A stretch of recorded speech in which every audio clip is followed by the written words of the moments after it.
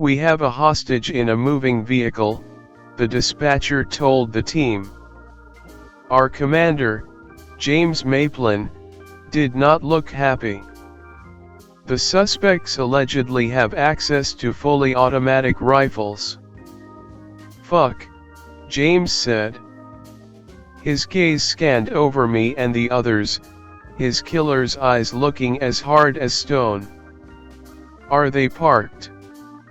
"The current suspect location is in a Walmart parking lot," the soft female voice responded. "They are not moving at this time. There are many civilians in the area, however."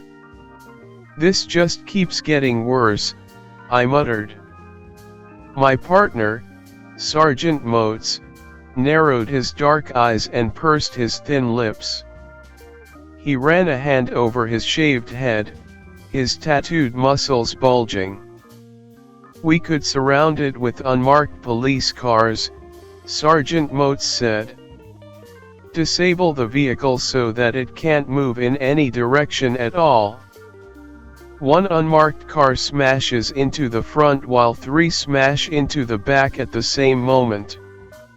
Then we can all run out and smoke the fuckers hopefully before they kill the hostage." "Simple enough," I said sarcastically, smiling.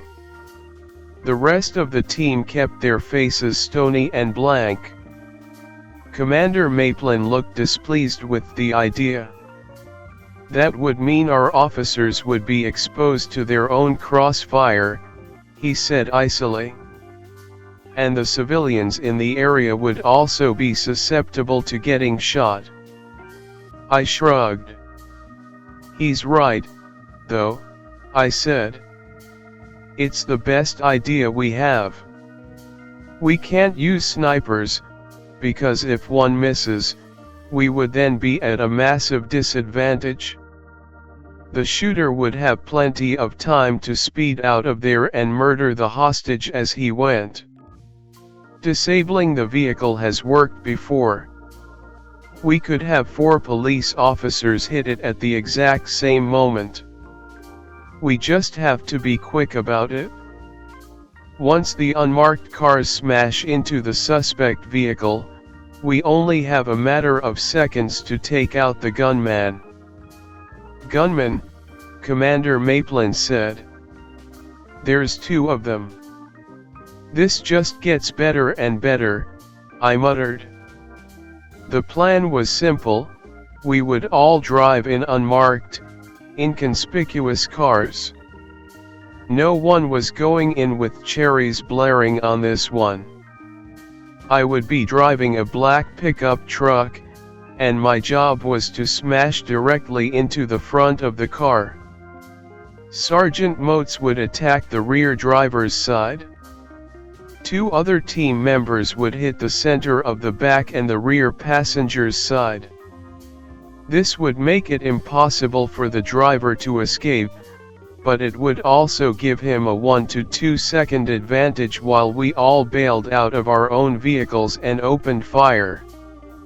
I didn't like it, but there was no other way to get the hostage out that we could see. Right before we were to execute the mission, I found myself driving slowly down the street in the truck. I saw the target vehicle, a dark blue SUV with tinted windows. The front of the suspect's vehicle faced a sidewalk and a couple inch-high dividers which I would have to tear through to get to them. I swore. The tinted windows would make this even more impossible. It would be an absolute miracle if the hostage escaped without getting shot. I had my M4A1 rifle slung around my shoulder and my Glock 20 around my waist. I felt waves of adrenaline pounding through my body. It almost felt unreal, like some video game. All the colors of the world seemed overly saturated and bright. I saw my hands trembling as I gripped the wheel. "Now!" Commander Maplin cried into the radio. Disable the vehicle. I pressed the accelerator down and, with my seat belt tightly hugging my chest, prepared to smash headfirst into the blue SUV. I went over the divider with a loud bang that would have woken the dead. Time seemed to slow down as I looked through the front windshield, trying to take a snapshot of what I saw in my mind. In the driver's seat, a tall, black man sat with an automatic rifle in his hands. A black woman with wide, insane eyes sat in the back seat, peering around the edge of it, her mouth an O of surprise, her fingers tightly gripping another rifle. In the passenger's seat, I saw a little blond boy with a face like a statue. He didn't seem scared or surprised in the slightest.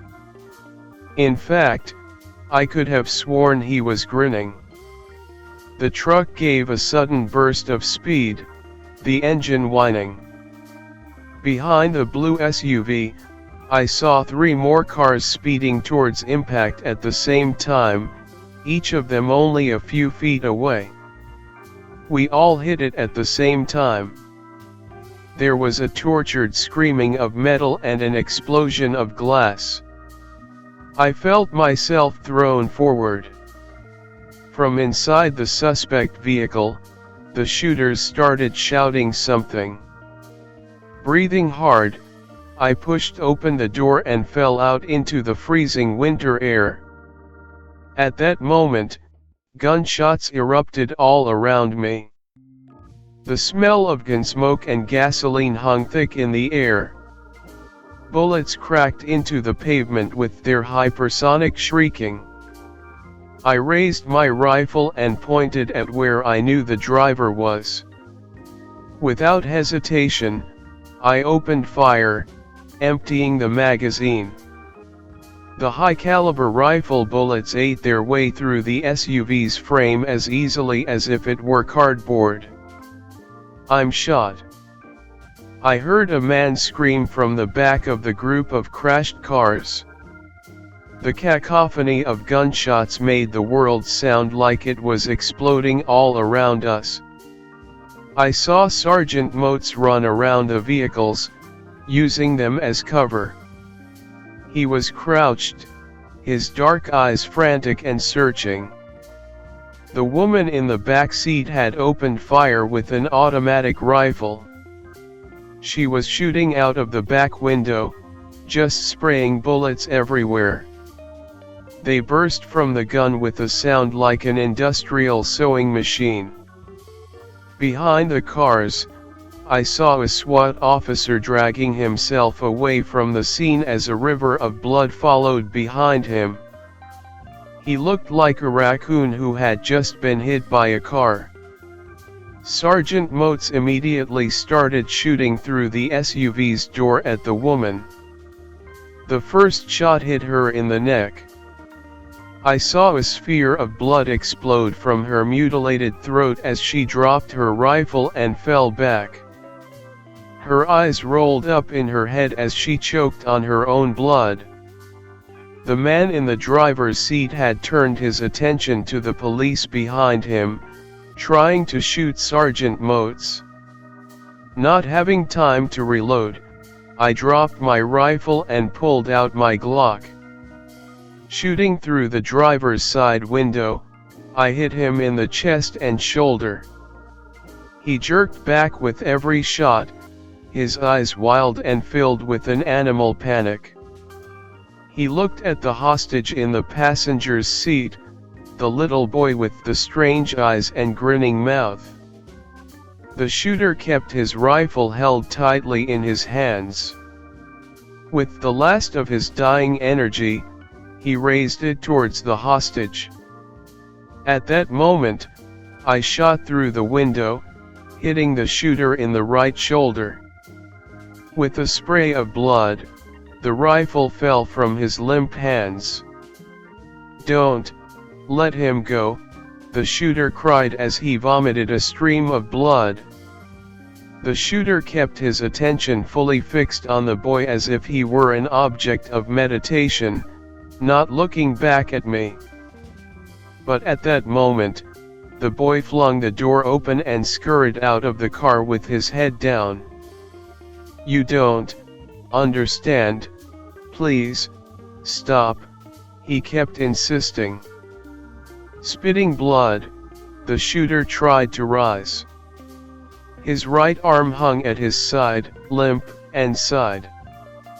He tried to grab the rifle with his working left hand and aim it at the boy. "Drop the gun!" I screamed. His head ratcheted towards me, and I opened fire. Another 3 shots entered his chest, opening up holes the size of quarters up and down his torso. "Drop the gun!" I repeated. The shooter started wailing. He made gurgling, pleading sounds, like some sort of torture victim from the Dark Ages. He spit blood constantly, and I saw gaping holes all over his body. He tried to raise his head once more. Sergeant Motes screamed next to me. "Drop the gun, fucker," he shrieked. I aimed at the center of the shooter's forehead. Our eyes met for a brief moment, and then I pulled the trigger. His head jerked back as a bullet pierced his right eye and blew a chunk out of the back of his head. Pieces of bone and a bloody wad of mutilated brains sprayed the inside of the car. Like a puppet with its strings cut, the shooter collapsed and went still. "Where's our victim? Where's the goddamned victim?" Sergeant Motes yelled from nearby. I jumped, looking around frantically. Where was the victim? Everything had happened so fast. It had seemed like the entire planet was exploding into chaos for a few seconds.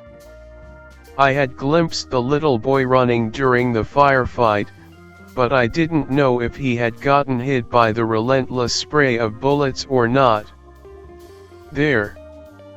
I cried, pointing a few hundred feet away to the far side of the parking lot.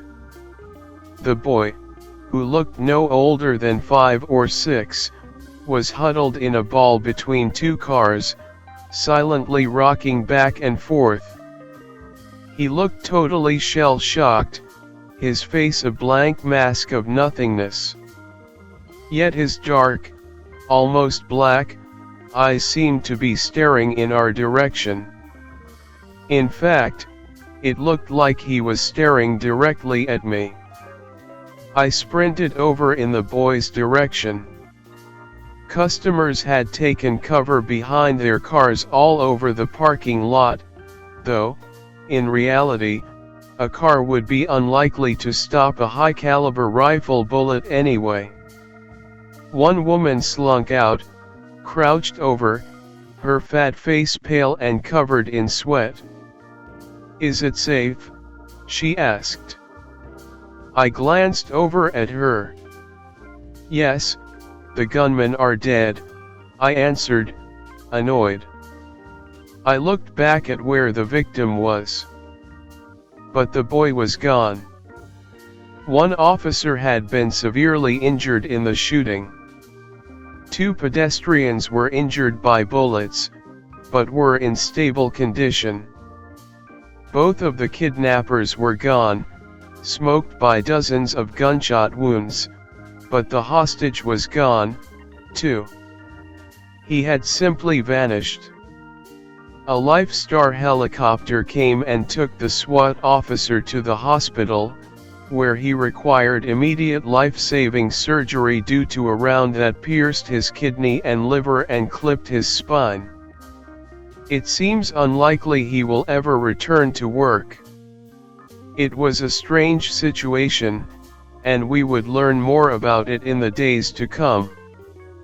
From what Commander Maplin told me later on, the boy had been kidnapped from some religious group who lived deep in the mountains, a couple hours away.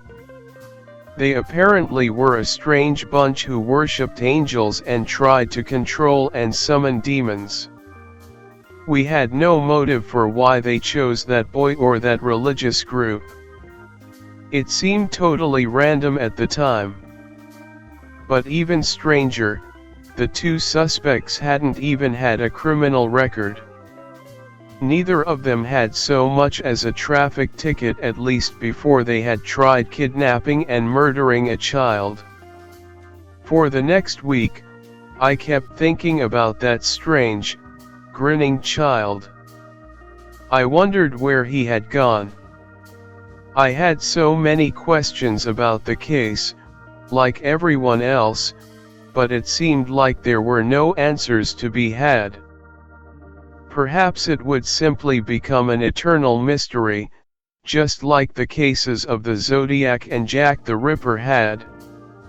When we got the call that there was an active hostage situation at the church at the edge of town, I had no idea that I would see that boy again.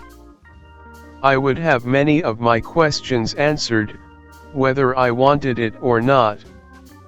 I saw the church from a distance, surrounded by a grove of dead evergreens whose bare branches reached upwards towards the sky, as if in prayer to a dead god.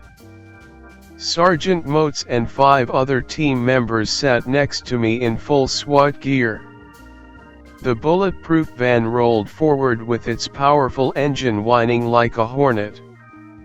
Night had come early, as it always did on these cold winter days.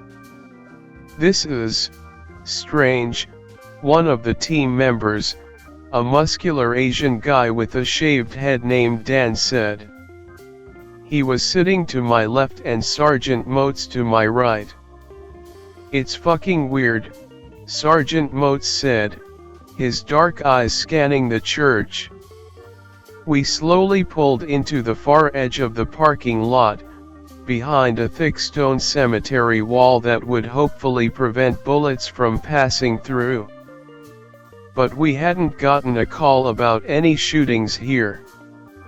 We had been told by Commander Maplin that someone had made a call from a church built in the 1800s.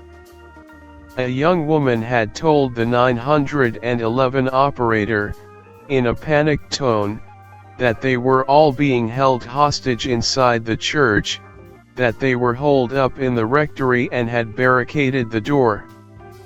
She started rambling about how the kidnappers had faces like birds. I assumed she was talking about the masks they were wearing. She had said they were trying to break down the doors and would certainly kill them. Then the call had gotten cut off suddenly. "We're going in hot," Sergeant Motes said. Everyone looked excited, their eyes gleaming. Dan had a shotgun in his hands for breaching the doors, if necessary. He would go first. With excitement and no small sense of panic, we ran out of the armored truck. The thick wall dividing the cemetery and the church was solid stone, and a sniper would be unable to see through it. The wall led to a gate that opened only 15 feet or so from the front door. That was the part I was worried about, running across that no man's land. And, of course, the breaching. We sprinted across the no man's land, glancing constantly around for signs of movement. In the stained glass windows of the church, pale shapes flittered, but I couldn't make them out through the distortion and the darkness. Within the church, it looked as if all the lights were off. Only the bloody flickering of candlelight shone through the windows. Dan fired a breaching round at the locked church door with a boom like thunder. He leaned back and kicked it open. It crashed against the wall and we all ran in together with our rifles raised, ready to begin shooting. But the nave was empty.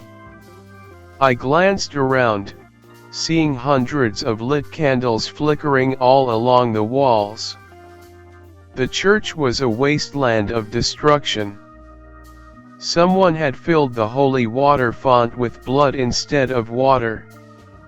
Jesus hung on his crucifix in front of the church, but the psychos holding this place hostage had nailed another body on top of his, an old woman, by the looks of her.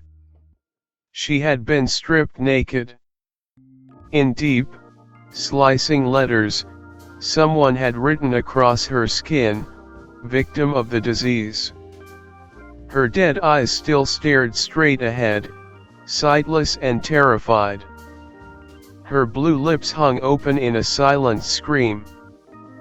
But even stranger, she had great, purple welts all over her body. They reminded me of pictures I had seen of victims of the Black Death, the buboes of pus and dead tissue that formed and often burst in the dying. Trails of blood swerved their way down the nave and towards the rectory. From the back, we heard muffled screams of terror. Without speaking a word, Sergeant Motes motioned us forward. Dan held his breeching shotgun at the ready as we got to the locked rectory door. "Oh God, please, no," someone shrieked on the other side of the door. Dan blew apart the lock and smashed into it with his shoulder. On the other side, we found a scene from a nightmare. There were what looked like 3 men in black robes facing a pile of naked bodies. The bodies all had those same purplish-black buboes covering their pale flesh. In the middle of them, I saw the boy, the victim who had disappeared from the hostage rescue a week ago. But he looked different now. His eyes were black, and his face had started to drip and change. His nose had stretched out and become almost bird-like, and his flesh had started to harden into something pale and dead. The other men turned. To my horror, I saw they had the final version of the transformed faces. Their faces had morphed into something bird-like and skeletal, as if their flesh had become living plague doctor masks. A smell like mummified bodies and septic shock radiated off of them. "You are a victim of the spreading sickness," one hissed through its pale beak as its black robes fluttered around its body. "I am the cure." Their eyes, too, were black. Tiny, sharp fangs lined their mouths, like the teeth of some prehistoric dinosaur. In horror, we only stood there for a long moment, until another scream shattered its way through the room. In the pile of corpses, I saw a little girl. She was covered in blood, trying to crawl out of the bottom. All across her neck and arms, the black buboes rose like flowering tumors. "Help me," she cried. "Get me out of here. They killed Mommy and Daddy." We all opened fire at once at that point. The strange men in their black robes moved like shadows, however, strafing at superhuman speeds towards us. I saw a few bullets pierce their torsos, their arms, and legs, but no blood came out. It was like their insides were made of dust. In a blur, they oozed forward. At one moment, they were 20 feet away, then they were right there. Bony, skeletal hands raised all around me. I saw Dan trying to backpedal away from one who had him by the throat. Dan's face had turned red with suffocation. He held the breech shotgun to the creature's chest and pulled the trigger. The plague doctor's chest exploded, an exit wound the size of a basketball ripping its way out of his dusty, dead body. He dropped Dan, who immediately sucked in a breath of air. To my horror, though, I saw black buboes rising all over Dan's neck. The little boy skittered forward, his bird-like mouth giving a wail like a hungry infant. As the blood of my comrade soaked the floor all around me and the screams of the dying rang out like church bells, I turned and ran. I glanced back, seeing the little boy only feet behind me. Sergeant Motes was fighting one of the plague doctors. I saw others laying on the ground, their heads twisted around 180 degrees or their necks snapped. They all showed signs of the spreading black buboes. I turned and shot at the little boy, hitting him in the leg. His wailing increased to an ear-splitting cacophony as he went sprawling, his kneecap exploding in a shower of blood and bones. He kept trying to drag himself forward towards me, gnashing his strange mouth and sharp little teeth. I sprinted through the nave and past the font of blood. Without looking back, I got to the armored van and told the driver to get us the fuck out of there. I ended up being the only survivor, and when I told my story, people looked at me as if I were totally insane. All of the body cameras had apparently stopped working when we entered the rectory, simply fizzing out in a wave of static and white noise. By the time reinforcements arrived, the plague doctors and the boy were gone. They found only a church filled with horrors. Men in hazmat suits had to go in and clean up the bodies, which were all apparently contaminated by an especially virulent form of plague. When investigators went to the compound in the woods where the religious group supposedly was, they found the place abandoned. It looked like they had all just left in the middle of the night, leaving everything behind. At first, it seemed we would never find any answers to our questions. But as police searched through the homes of the shooters who had taken the boy hostage, they found a diary. It seemed to be written by a psychotic person, someone who believed that a cult in the woods was impregnating women with demons. They claimed they were members of a secret group that exterminated these demons wherever they found them. In hindsight, after what I went through, perhaps it wasn't so psychotic after all.